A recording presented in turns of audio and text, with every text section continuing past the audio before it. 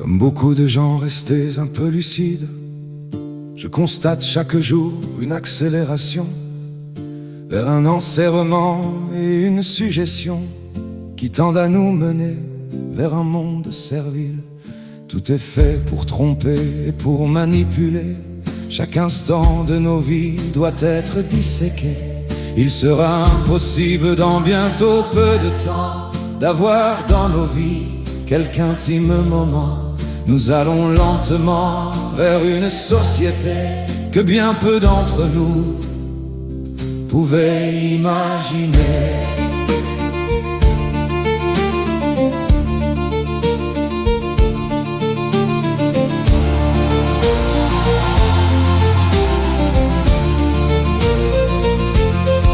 Il n'y a pas si longtemps, le monde occidental pouvait s'enorgueillir à titre principal d'être pour la plupart des pays concernés un monde de bien-être, un monde de liberté.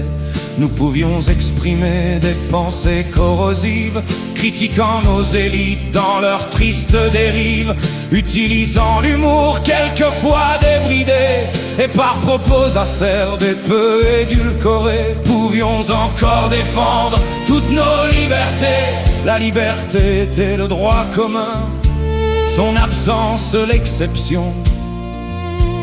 Telle était notre France, telle était la nation. Existe-t-il encore quelque chose à sauver? Quelques gens courageux, dignes et éveillés.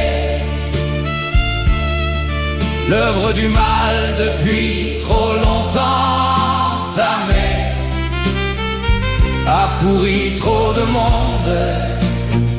Toutes nos sociétés ont été infiltrées, unies dans la souffrance. Nous pouvons résister, désunis dans la peur. Nous serons balayés.